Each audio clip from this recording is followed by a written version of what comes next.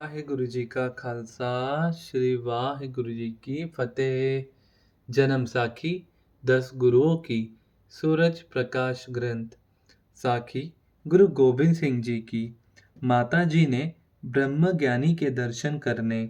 एक दिन माता गुजरी जी ने सुखमनी साहब के पाठ के समय जब पढ़ा कि जैसा सुवर्ण तैसी उसी माती, तैसा अमृत तैसा बिख काटी, तो आपने गुरुजी को कहा कि यदि आज कल भी ऐसा कोई महापुरुष है तो उसके मुझे दर्शन करवाओ।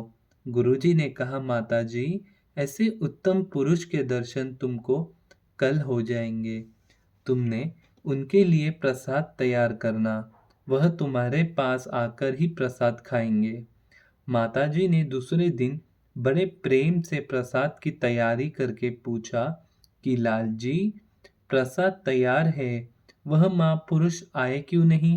गुरुजी ने कहा, माताजी, उसके बैठने के लिए आसन लगाओ, वह पहुंच रहे हैं। तब इधर माताजी आसन बिछा रहे थे कि उधर भाई राम कौर बाबा गुरबख्श सिंह जी ने गुरुजी के चरणों में माथा टेका। गुरुजी ने कहा, बाबा जी, आप जी की माता जी प्रसाद खिलाने के लिए प्रतीक्षा कर रहे थे। जल्दी माता जी के पास जाओ, वह प्रसाद चखो। माताजी के पास महलों से जाकर जब बाबा जी ने भोजन खाकर चूली कर ली तो माताजी ने पूछा, बाबा जी, अब रामदास अमृतसर से इतनी जल्दी किस तरह आ गए हो? बाबा जी ने कहा, गौड़ी महला पंजवा, काट की पुतरी कहा करे, बपुरी खिलावन हारो जाने, जैसा बेखू करावे बाजीगरू, ओहू तैसा ही साजुआने। हम काठ की पुतलियां हैं, जिस तरह गुरुजी कराते हैं हम उसी तरह ही करते हैं। यह वचन करके बाबा जी माता जी को माथा टेक कर गुरु साहिब जी के पास आ गए। धन गुरु नानक। कड़ा प्रसाद की लूट तथा भाई राम कुंवर जी को श्राप। गुरुजी ने श्री राम कुंवर जी को एक सुंदर मंदिर में आवास कराकर बड़े आदर से आसन लगवा दिया। 4 दिन के बाद बाबा जी की संगत भी अमृतसर से बाबा जी के पास पहुंच गई। उससे दूसरे दिन गुरुजी ने खजानीची को हुक्म दिया कि 1000 रुपये का कड़ा प्रसाद तैयार करके दीवान में ले आओ। जब बहुत सारे कड़ा भर कर कड़ा प्रसाद दीवान में आ गया तो उस समय बहुत संगत को इकट्ठी हुई देखकर गुरुजी ने वचन किया कि अब लंगर बांटने का समय हो गया है। इतनी संगत में कड़ा प्रसाद जल्दी जल्दी बांट नहीं जा सकता, इसलिए सब कोई अपनी हिम्मत से लूट कर खा लो।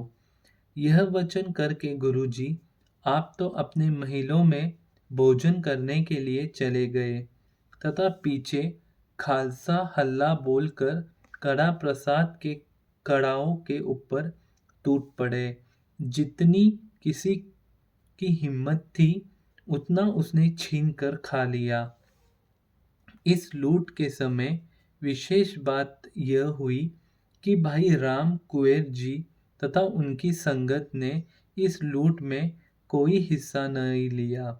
दीवान में अपने स्थान पर ही चुप करके बैठे रहे।